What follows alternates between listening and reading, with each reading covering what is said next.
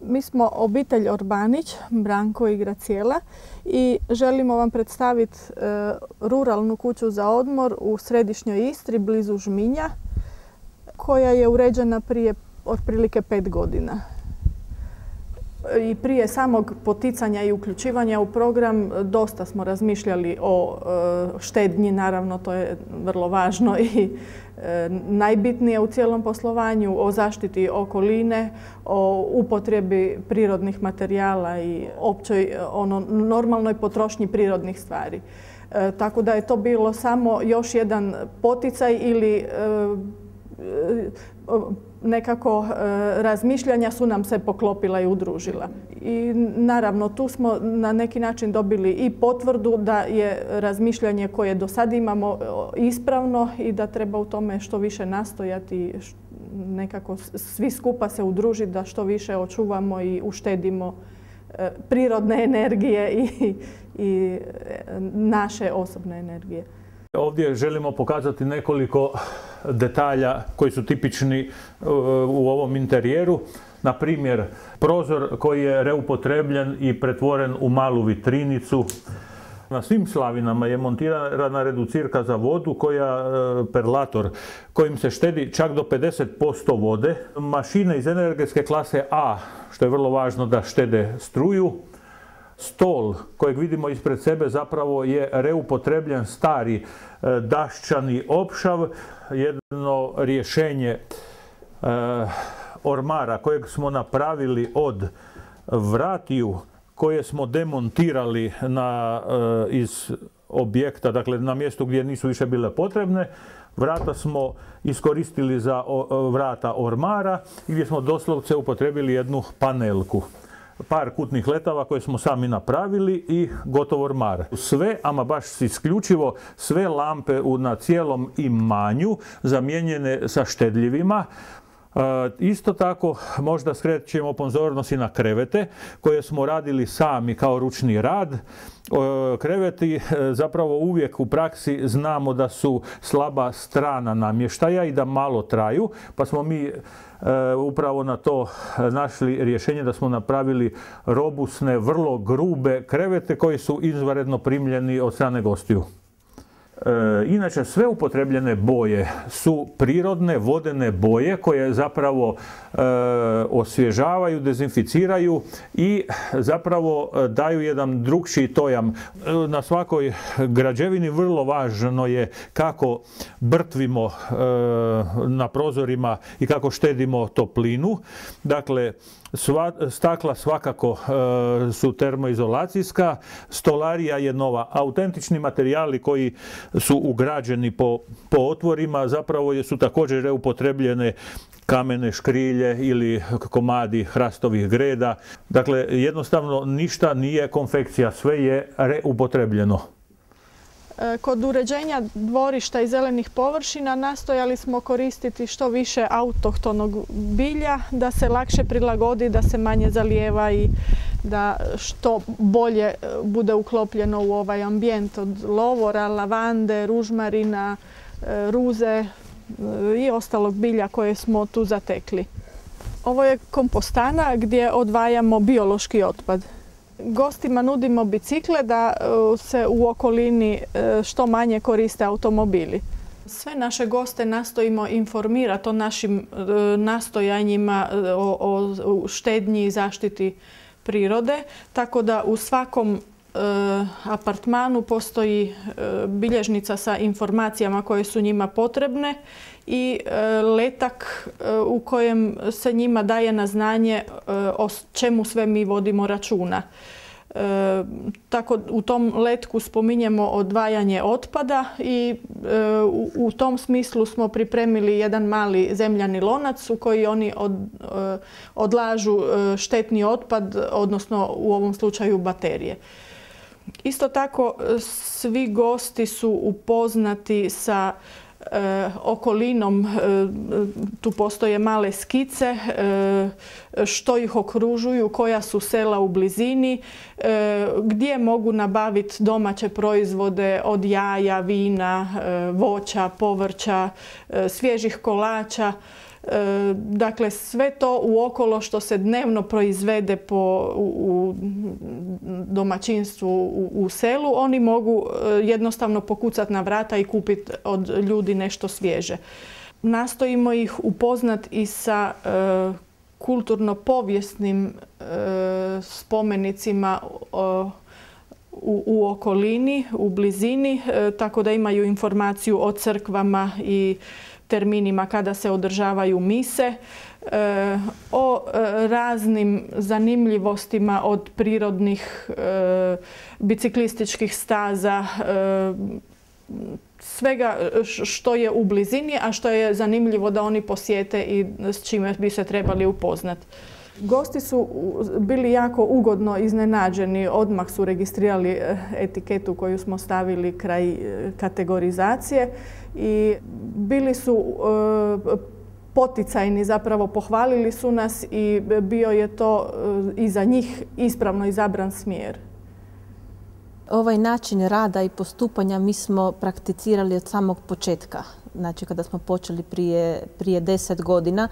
Imali smo saznanja još iz Europe, informirali smo se i na internetu i preko časopisa, tako da smo vrlo rado prihvatili ovu inicijativu i drago nam je da se to dešava ovdje kod nas.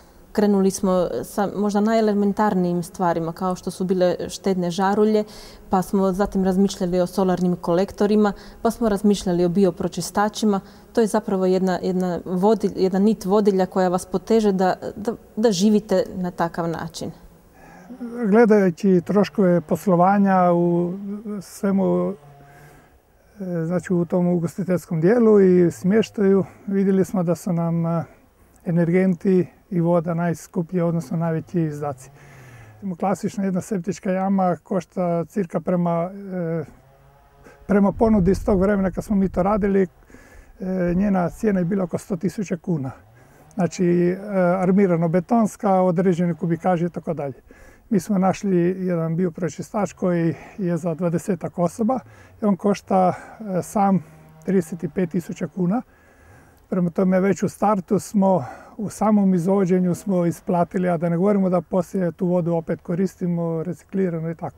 Struja je potrošnja kao jedna žarulja, tako da to je neznatno, a uštedi se dovoljno vode. Sve ono što sam mogao iz financijskih razloga podnijeti, u startu sam odmah primijenio, kao što su solarni kolektori, štedne žarulje, a kasnije s vama smo i reduktore vode smo primijenili. Nastojali smo što više tih ugraditi štedljivih stvari, između ostalog i termomiješalicu za vodu, mikroprekidače na prozore i vrata, znači gost kad otvori prozor ili vrata, klima se automatski gasi. A preporučio bih svim malim obiteljskim hotelima i pansionima ili da se dobije jedan brend i da budemo prepoznatljivi na tržištu. U svakom slučaju preporučili bi to i ostalim objektima koji se bave turizmom, jer osim što je ušteda na energentima, činjenica da radite na jedan ispravan način je jedna velika satisfakcija za čovjeka. U ovaj projekt smo se uključili isključivo radi očuvanja okoliša i našeg razvoja u pravcu ekoturizma. Naučili smo kako uštedjeti i na električnoj energiji, na vodi, iskoristiti više prirodne energije koje su nam tu na domak ruke. Svojim gostima nudimo hranu isključivo vlastite proizvodnje ili proizvodnje naših susjeda u kojoj smo 100% sigurni da nude prirodnu, ekološku, netretiranu hranu. Hrana doma proizvedena ima jedan posebni drugi ukus koji ljudi u 99,9% slučajeva prepoznaju i poseban je to gušt, poseban je to ukus, to se ne može usporediti. Takva hrana sadrži više vitamina, više nutrijenata, više svih onih sastojaka koji su nama potrebni u svakodnevnoj ishrani, a ne opterećuje naš organizam sa raznim toksidima. Ujedno ovi gosti koji dođu kod nas, neki su prvi put u doticaju sa takvim načinom spremanja i onda zajedno radimo naše istrijanske čripnje, di njih to ponovo uduševi kad vide da smo taj krumpir nabrali, da smo ga uzeli iz prirode, salatu koju smo ubrali u svoje vrtu. U 15 dana boravka tu oni se sami uvjere da je to zbilja prirodna hrana. Kako mi ne želimo jesti nešto istretirano ili sumnjivog porijekla, isto tako nam je dosta važno da gost koji dođe tu bude zadovoljan i da je siguran i da sa povjerenjem drugi put se vrati nazad.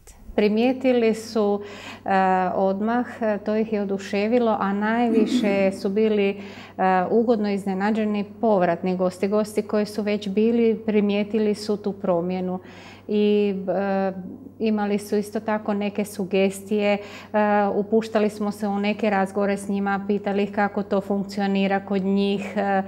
I tako, recimo da isto od gostiju učimo i svaka njihova sugestija i pomoć također dobro dođe.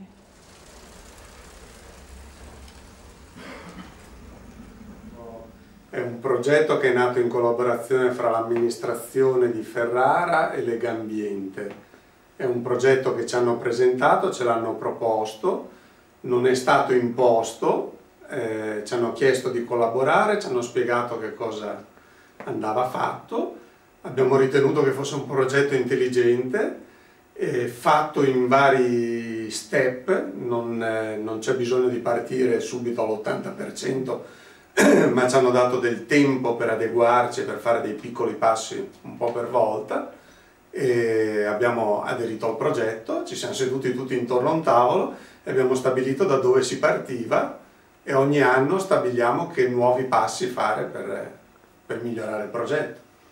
Le prime cose che sono state fatte sono state il cambio delle lampadine con lampadine a basso consumo.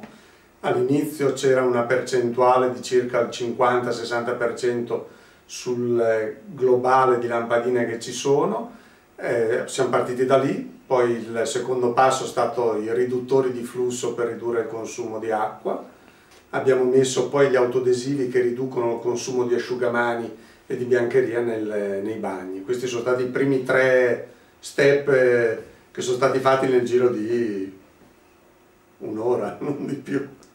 La raccolta differenziata, sì. La raccolta differenziata, per cui facciamo raccolta differenziata di pile, di bottiglie di plastica, di vetro, di carta, Lattine. le lattine. È assolutamente un risparmio.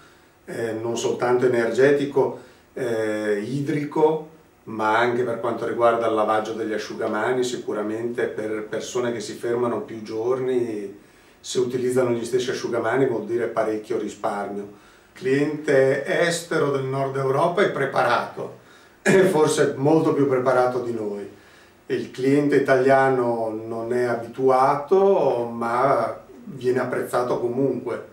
C'è un marchio ben preciso che è questo, che ci hanno spiegato di controllare sempre su tutti i prodotti in cui c'è scritto biologico che ci sia questo marchio, che questo è il marchio di garanzia, che è veramente un prodotto testato biologico.